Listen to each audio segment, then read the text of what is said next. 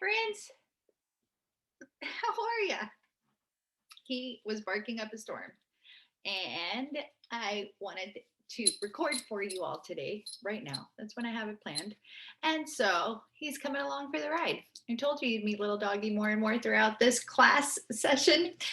All right, so since Kaipo is here, we're gonna stay with the dog theme from last. I guess maybe that's why he's here, huh? We're staying with the dog theme. I actually don't have a dog theme for today's presentation, but today's class is actually going to be a really nice, short and sweet class for you guys because I really want you to focus on today's homework.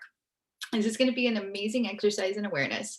And we're going to take the 6 human needs even further. So hopefully by this point, you have logged on to Tony's website. And you guys, I took the test too. And he used to have a different one where they actually almost like the 5 love languages test. They prioritized what your needs were and how you fulfill them. So I'm going to try to look that up for you. And then I have a whole questionnaire too that has like 50 questions on it that I send to clients sometimes that really let you delve into your needs. So if you want more help on figuring out what your needs are, please do bring that to our coaching calls. I'll totally help you figure that out. And if you want to kind of pick your top 2 for today's exercise, it is available for both, but those are the ones I really want you to focus on because last week we started working on developing the skill of awareness, right? And being curious and compassionate and kind with ourselves. And in the group coaching class on Sunday, we talked about radical self-love. So what does that mean? Even when we're feeling ashamed, even when we failed at the task at hand, even when we broke up in our best relationship yet, even when life is really, really hard and we're not proud of ourselves or our decisions, we still choose to love ourselves, every part of ourselves, and embrace the positive and negative emotions equally. And as you build up this muscle, right? Like I mentioned, it's almost like going to the gym. At first, it might be really difficult, but as you build up this muscle of being curious and compassionate and kind and radically loving yourself, no matter what, we're able to start really doing more deeper introspective work, both on how we are driven in the positive and in the negative. So remember what I mentioned at the beginning of yesterday's class that Tony says most people, all people, do the things they do because of 2 reasons. One, we think the activity, the action will either give us more pleasure, more positive feelings, more positive emotions, or 2, the activity action is going to cause us greater pain. So we want to avoid it or not do it. However, oftentimes when we're unaware, when we have that ostrich in the sand mentality, when we're not looking around, when we're not accessing all of our feelings, we don't see how we take a lot of actions in the negative, thinking that they're actually serving us, thinking that they're actually not causing us pain when they are. And the point of this exercise is really to assess your 6 human needs and how you fulfill all of them, both in the positive and in the negative, to bring a greater level of awareness to that. What are your actions? What are your thoughts? What are your models, right? When it comes to every single need. So I'll share my screen with you and I won't delay the exercise too much. Like I said, we'll do a short class today because I think this guy needs to go on a walk. And I think you guys have been doing amazing. So let's share this, keep it short. So I've created a little meeting my needs journal for you. And it's a journal you can revisit anytime, again and again. But basically, it goes through the 6 human needs, and every need has a very similar page.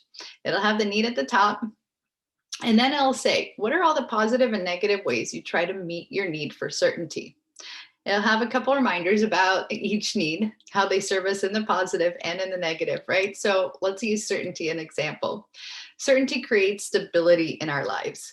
It's the basic hierarchy of needs. We want to make sure we have a safe place to sleep at night and a roof over our head, and we know where the next meal is coming from, and we just feel safe, right? That's certainty. On the other hand, when we're trying to be really certain, we can start to try to use certainty to control situations or other people, right? And control the unpredictable. Or we can really not avoid awesome gains for ourselves, awesome wins for ourselves by not ever taking a risk because the risk itself is uncertain. So if you really value certainty in the positive, you might have a really great bank account and you might have a stable job that you know you can rely on, and you might have just a lot of really nice stabilities in your life. But in the negative, you might not have taken a risk to open up that business you've always wanted to, or you might not have taken a jump into a new relationship or gone on a vacation or had experiences missed that require more variety or adventure. Now, remember, the point here is to always be kind, compassionate with yourself and express radical self love, while at the same time being really honest with yourself and allowing yourself to come forth and admit to yourself that maybe our need for certainty, and because we focus on it in the positive so much, makes us miss out on things in the negative. And I really want you to allow yourself to feel pain, not in a beating up on yourself, judging yourself, shaming yourself way, but feel the pain of, if I miss out on this again, if I value certainty this way, if it's disproportionately going to keep me back from achieving things in my life, what is that going to hold me back from 5 years from now, 10 years from now? And what kind of emotional state does that create within you?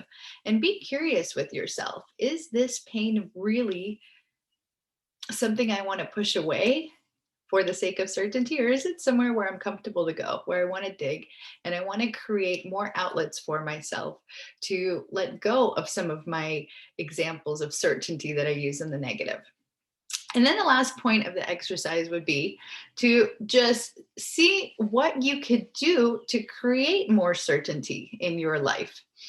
And so, if certainty is something you're working on and you see, hey, I need more certainty in my life, use this as a brainstorming session to say, what can I do? Maybe I need to save more money and that'll help me feel more certain.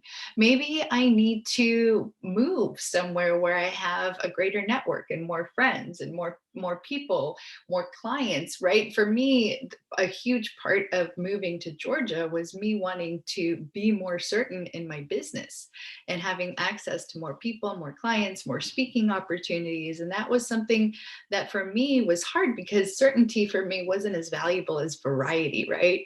And I've already known Georgia. I know what it's like. I know what it's like to live here. So it was like the old, right? But the certainty in creating something new for myself here in Georgia and the ability to see it come to fruition much better here than in Maui, where I was a big driving force for me to adjust that shift and step away from my needs and variety a little bit more and go towards what I've been neglecting in the form of certainty, being an adventurous person, right?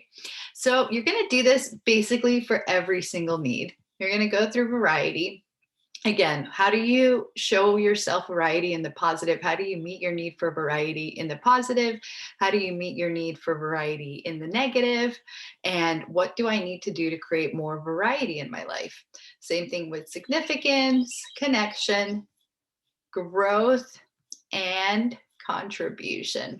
And this journal will be something that you all can keep on hand for yourselves and revisit anytime, because I often find that as life changes, as different things change, right? Like for me, I really did a huge introspective exercise this weekend on how can I meet my need for just socialization and connection, having moved to a new place, wanting to meet new people.